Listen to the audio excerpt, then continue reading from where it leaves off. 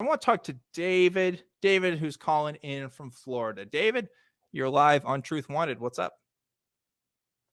Hey guys, thanks for taking my phone call. I just was interested in seeing what your opinion was. There's like it was in the news a few days ago that Canada is considering putting into like a law that questioning, condoning, denying, or even downplaying the Holocaust. They're trying to make that illegal. And I thought the downplaying part is kind of Orwellian to me, but I kind of wanted to get your guys' opinion as to, how that, whether you think that law makes sense to you.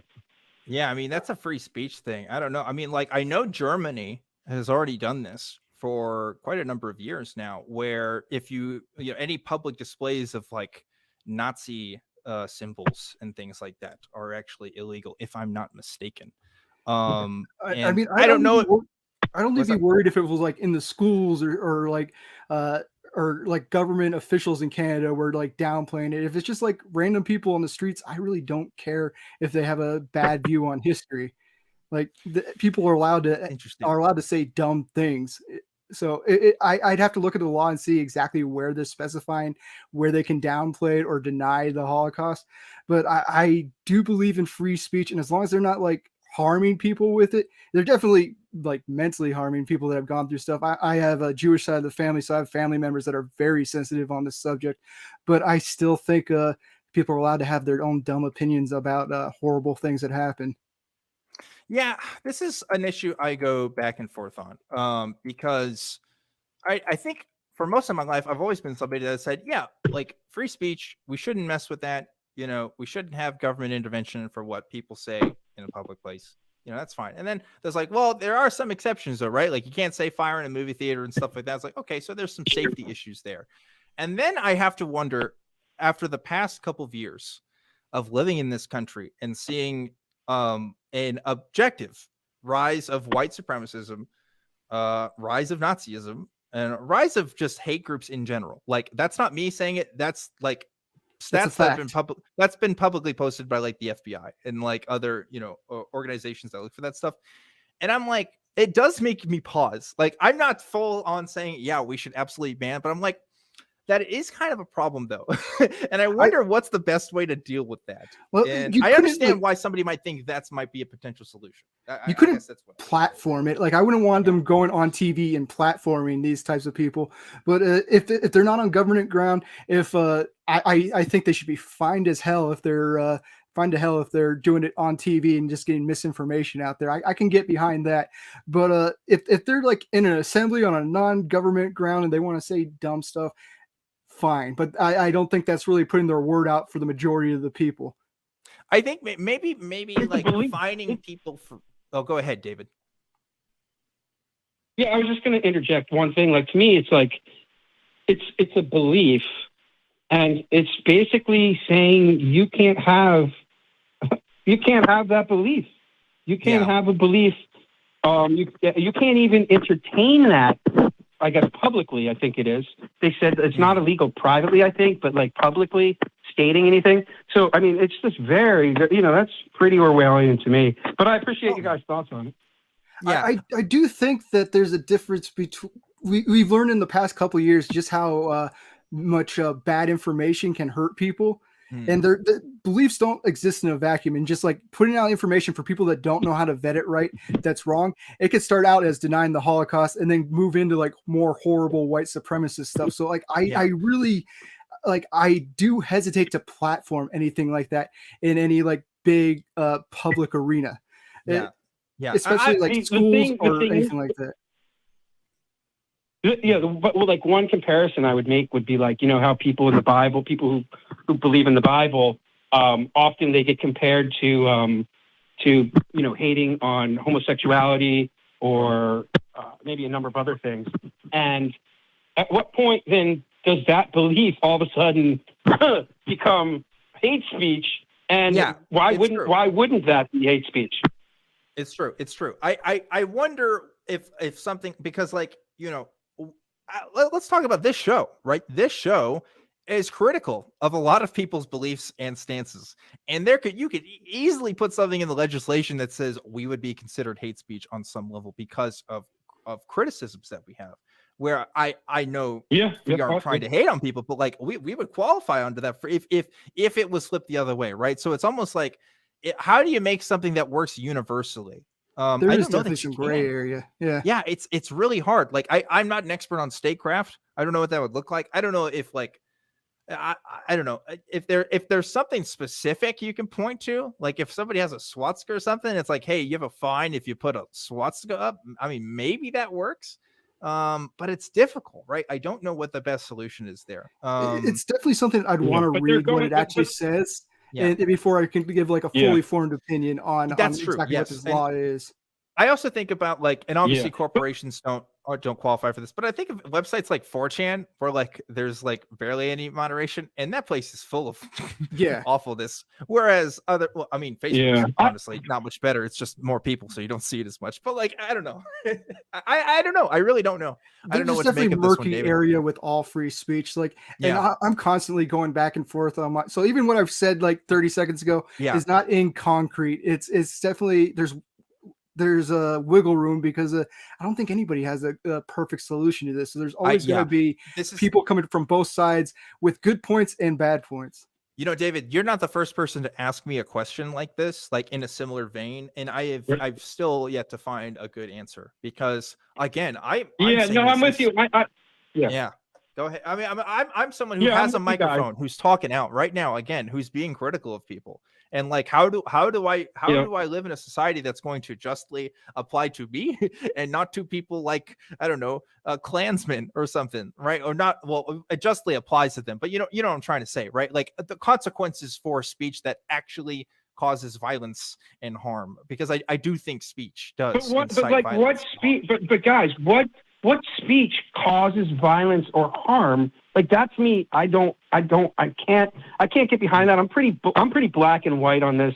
And that if the minute you go down that slippery slope of saying, hey, there's somebody who's going to decide what my beliefs can be. Boy, at that point, you better watch out. It's not about what your beliefs can be, though. It's whether you can have your beliefs platformed. Because even you said that, like, privately they're allowed to do it as long as they're not doing it on like government buildings or the airways that are paid for and they can be fined for even swearing on it. They're allowed on the internet. You can say any dumb thing you want on the internet. I'm speaking right now. Yeah. So like but David, like you said, in like you had mentioned it's like in 13 other countries, like it's like basically any public, like if you go out on the street, and I think maybe it applies in Germany, like if you're just on a public street and you bring this stuff up, I'm pretty sure like you can come under fire for that and be arrested at this point. And like there's an old lady, I'm sure you heard about her. She spent a few years in jail, and it's just, I understand that how ugly that people perceive that other people's beliefs to be, right? But who's causing, if they're not openly saying, let me tell you who's causing it, David. I'll give you an example. Okay. Yeah. Right now we have a situation in Ukraine, and Russian media outlets are telling false news stories about the denazification of Ukraine, right? And these news stories are coming out on Russian outlets. And because of this, people are enlisting to go help out for this cause, right? So there's a direct cause right there. False information is informing people's beliefs and informs people's ideologies, right? Yeah, let me ask you a quick question regarding what you just said. Yeah. People accuse like Russia of propaganda.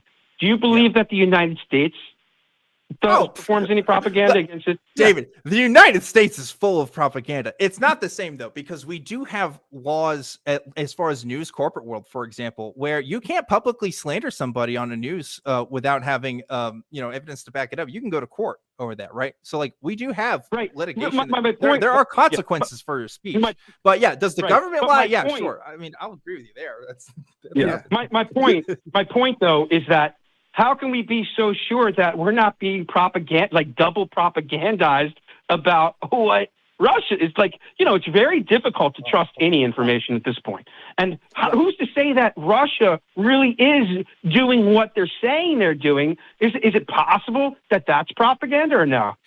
So again, when it comes to very wide scale things, I mean, you can talk about the probabilities argument, but really when it comes to news, like I don't think a lot of people realize the news industry does have standards. I think people forget that because they see the tabloid stuff and they're like, oh, you can just say anything.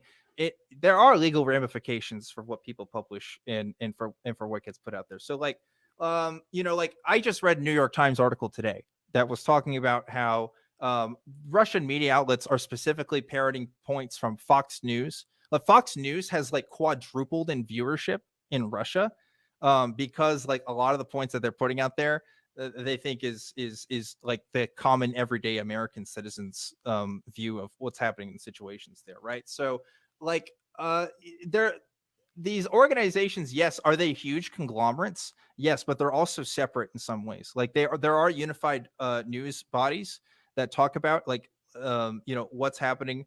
If you've ever read anything and it says information comes from the AP report, right? The AP is a news organization where other news people get their stuff. So there's different separate bodies that exist differently separately from bodies of government and even other bodies of news sources and stuff like that can just be, I think, shown with enough evidence to be true. So what are you going to trust more? Well, you have to look at where are these news people getting their sources from? And if you look at American news outlets, specifically ones that are much more trusted, they're going to say, we had our team go to this place and talk to this person, or we got this report from this government and stuff. Whereas places that want to push that narrative are going to like have a questionable headline and then kind of publish kind of more of a fluff piece about what's going on and get people's comments on the situation. So like the denazification narrative that's going on, they're just taking quotes from what like Putin is saying.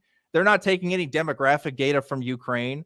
They're if they show footage, it's going to be like from one or two places of like Nazis, because Nazis like live everywhere, right? It's not going to be the same quality of evidence that's going to be presented. I think that's a key thing when distinguishing what's real and what's not real when it comes to stuff. So there's my long answer to that, David.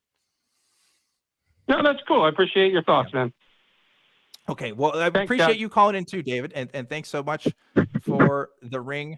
It is an important topic of conversation that runs directly into the themes of Truth Wanted, which is we want to know true things, and how do we do that? And that kind of mentality of, well, what if the people we trust is actually not the things we trust? I mean, yeah, that can happen, but you still have to look at the body of evidence. Right? Yeah, and usually if you're looking at this, I hang out on Our Conspiracy on Reddit all the time just because they're definitely buying up the Russian propaganda over there. And you look at their sources, a lot of times it's just a headline that's completely misleading. Then you read the article and you just see how much of a fluff piece it is and how weak their evidence is for it. Where everywhere else in the world, well, not everywhere else in the world because that place exists, but if you look elsewhere, you can find good evidence that Russia is a propaganda piece or releasing propaganda to their people. And then they're getting away with like Tucker Carlson constantly giving poor information because he's been designated an opinion entertainment. This is another thing too. A lot of people don't realize when folks like Tucker Carlson are on, it's not news anymore. It's an opinion show. And they make that very, very clear. A lot of people can't distinguish between the opinion section of a newspaper and the news section of a newspaper because they'll put them real close together. Or if it's a particular piece that has like a slant, they're going to like, make that more ambiguous. Yeah, so there definitely is propaganda, but you got to read how much of it is facts and how much of it is just, like you said, the fluff piece. And the information for the Ukrainian Nazi garbage that they're putting out there is terrible. Yeah, exactly. If you want to, if folks at home, you want an experiment at home, you want to try to figure this out, you want to build your skills, go to a website that pretty much, well, I guess I can't say everybody because there are people that follow, but let's go to a website that has problems, historically has had problems. And when I say historically has problems, I mean has gone to court over a lot of their problems. Look at Breitbart News. Okay, so I would say start with that. Go to the front page there. See what things they're saying. Compare that to one that has more liberal leanings, Washington Post, and compare those two stories on whatever piece they're talking about. and start digging for yourself. See what some of those differences are and look at the quality of information. Because Breitbart will literally quote blogs sometimes. I've seen it. It's ridiculous, right? People who are non-experts on stuff are always going to, and sometimes that's another genre of piece too, right? People who claim to be experts on something, they interview somebody and they say, expert says blah blah blah, or you gotta look into the credentials a lot of the time, especially in these conspiracy corners that are going into, because like with some, I'm not going to go into who I'm talking about, but I've seen them like platforming horrible so-called doctors, and you look into it and these doctors have been discredited a long time ago, and you look at the kind of studies that they were doing and they're terrible studies, and there's a reason for why they've been disqualified. So like you definitely got to be like, if you don't know these people, see what their expertise is and see if they're actually qualified to be given the opinions that they're giving. Yeah, and also remember, like the function of a news outlet is to collect statements, is to collect objective facts that they can. It is not necessary. I mean, yes, there's an opinion section, but when it comes to news section, they're legally obligated to do that. There are consequences, and they go to court cases all the time over stuff that people have tried to sue over or not true, and they want to mitigate that as much as possible. Like unfortunately, capitalism is like trying to also keep it true, but also they push those boundaries as much as possible too, right? Because they want to try to reach those broader audiences of people who we have like people in government that are looking for like quotes that can be mined for these types of newspapers. Like Lauren Boebert, she says something stupid, and now suddenly that could be a headline, and then you can have an article that it's factual, but they have a quote that matches their agenda, and so many people are just reading the headlines now. There is a skill. If you know how everybody is like, oh, if you could like take out a class and put something in, what would you do? I would put it in for journalism. Anybody who's taken, I originally I took classes in journalism and communication in college and stuff, and it was fascinating to me, the skills that I would say the skills I learned in there probably helped me become the person that I am today when it comes to skeptical reading and figuring out how to do good research and stuff like that. Because it is really amazing what real journalists are doing. I know journalists get a lot of flack these days. It's a common thing to kind of hate on it, but like it's a hard career to do if you're doing it well. It really is, because sometimes you're just putting out the facts and people are just really not. Yeah, and we've definitely shown in the past few years that we need to have students coming up into the world understanding what real news is. I took art class. I painted okay, but I think I could have used that time better for learning how to dissect through journalism and stuff like that. That should be like critical curriculum for everybody to take on. That's opinion, though. This isn't news. This is opinion. Yeah, but anyway. But you can quote mine that and put it at the top of an article. Josh Entner says that we need to have these classes. Josh Entner, a movie podcast producer, says that we need classes on journalism. Right? More at 8. Don't Google my credentials there.